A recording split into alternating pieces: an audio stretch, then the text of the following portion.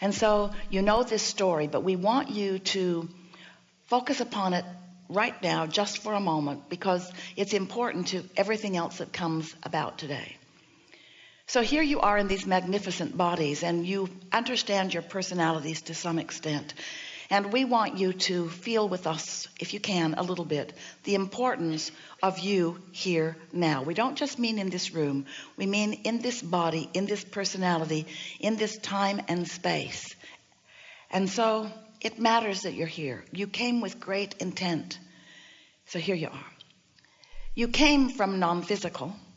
And some of you acknowledge that. You believe that there is something after this life experience. And it's logical that there was something before this life experience.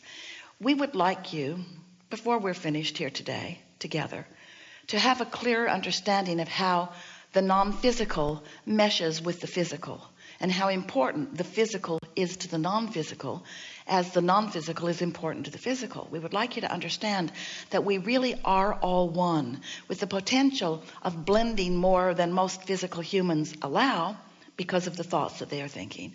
But you were source energy before you came into this physical body. And of course you will be source energy once you have what you call your death experience. There is no death because you are eternal. But as you take your focus from this body and reemerge back into the non-physical, of course, there is that experience. But what we want you to understand is that even while you are here in this physical body, that the larger part of you, the energy from which you have come and the energy to which you will return, is still present and active with you. Sometimes you refer to that as your soul. Sometimes you refer to that as your guardian angels. Sometimes you call that God. It doesn't matter what the label is, but it is important that you understand the existence of that source energy part of you, because that source energy part of you has a point of attraction too. Just like you get what you think about, well, that source energy part of you gets what you think about too. So in all moments that you are conscious and in this physical body, awake and focused, you are calling a point of attraction to you, but your inner being is also calling a point of attraction to the non-physical part of you. So there are 2 points of attraction, you might say, that it is to your advantage to blend. You sort of get what we're talking about? The non-physical you is focused upon your furthermost evolution. When you know what you don't want and you ask for more, that more is immediately integrated into that non-physical awareness, and that more money, or that more love, or that more appreciation, or that more clarity, that more whatever it is that your life has caused you to ask for, is being lived now by that non-physical part of you. And law of attraction is responding to that new, evolved you. That non-physical you that happened because the physical you had a leading edge experience and asked for more. This is what the evolution of all species is about. So that non-physical you is now standing in this more expanded place, and law of attraction is responding to you in that more expanded place. And the difference between you over here in your physical body and you over here in your non-physical beingness is that in your non-physical beingness, you don't contradict your own desire. You don't put opposing engines on the other end of your train. But in your physical form, when you do that, you cause separation, not between you and what you want. Yeah, but that's not the important part. Between you and the expanded version of you. And that's what causes you to feel negative emotion. When you're thinking a thought in your physical body that harmonizes with the knowing of your inner being, the emotion that you feel is one of love or elation or passion or satisfaction or interest or clarity. But when you're thinking a thought that is opposing what your inner being, source you, knows, then you feel agitation or dis-ease. You feel uneasiness, or you feel overwhelmment, or you feel blame or guilt or anger or fear or some negative emotion. And so every emotion that you feel First of all, is happening in the now, and we want you to know that the now of you in your physical body and the now of you in your non-physical realm is the same now, because your inner being is not thinking about where you used to be or where you're going. Your non-physical being is focused on you right here, right now. This is where the leading edge is. This is where all the power of creation is. There has always been a now, and the now has always been powerful. But what most humans don't know about this now is that this now out here on this leading edge is where all that is non-physical is focused too. Humans have got that so confused in their mind because you tell stories to yourself, flawed premises, like source is already done with creation and source is sitting and waiting for you to catch up, and nothing could be further from the way that it is. You can't explain eternity in that way, with somebody being done with something.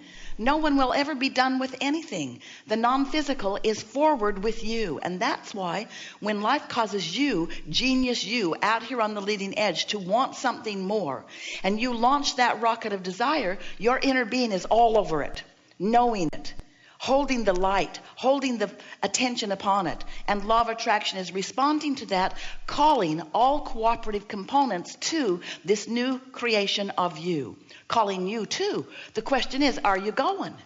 And the answer is in your emotions. If you feel great, the answer is yes, you're going along with your new expansion. But if you feel negative emotion in some way, then you're not going along, not right now.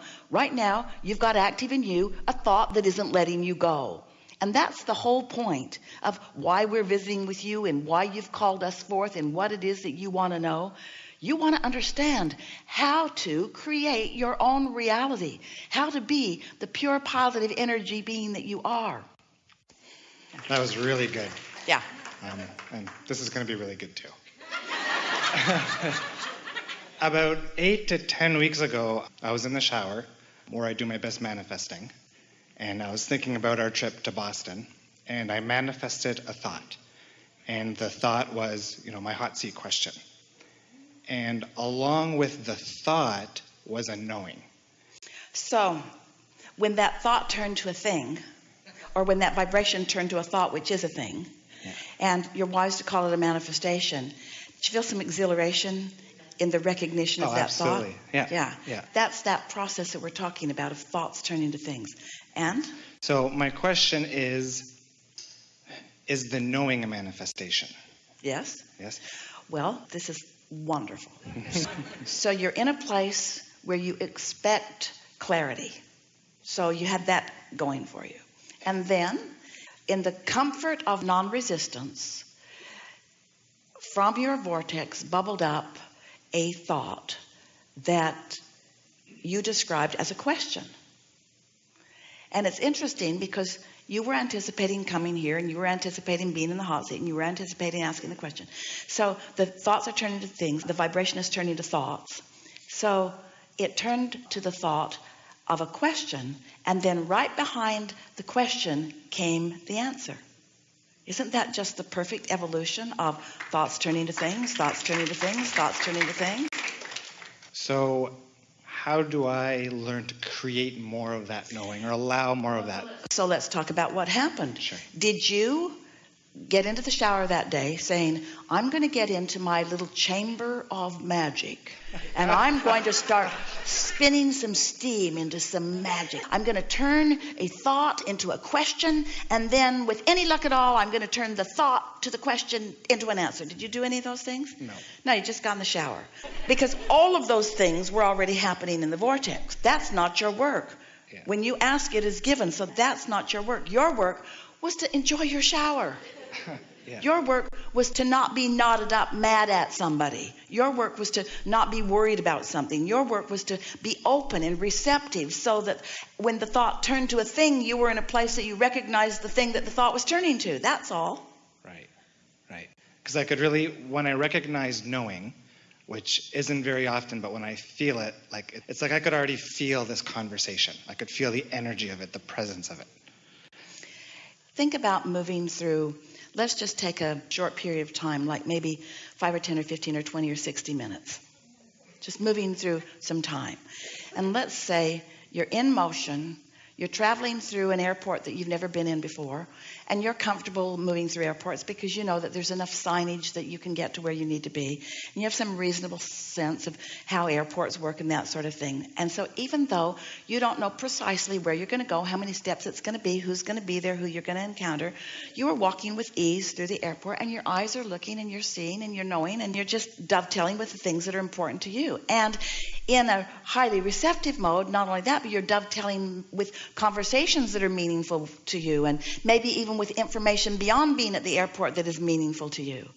On an average trip through an average airport, if you're in the receiving mode, you can get answers to lots of questions. Other random strangers will walk up to you and give you stock tips. There's all kinds of things that can happen to you. Things that you've been asking about because they're all around you. The answers and the solutions to everything that you want are all around you, all around you. And your inner being knows where those answers are and puts you in proximity to them. You've just got to be receptive, that's all, which means you just got to be happy, that's all. Which just means you got to be lighthearted, that's all. That girl, she was not looking through the forest that day. I've got to find a way to get to the seminar. Maybe I can dig up a bone. Maybe I can dig up she didn't have a metal detector. She's just taking a walk and talking to her friend, and her head goes, So from a place of pure non-resistance, would everything come in with that same knowing? In a place of pure non-resistance, that's when you're in the receptive mode. But here's a question for you. If an answer came to you to a question you hadn't asked, could you rendezvous with it?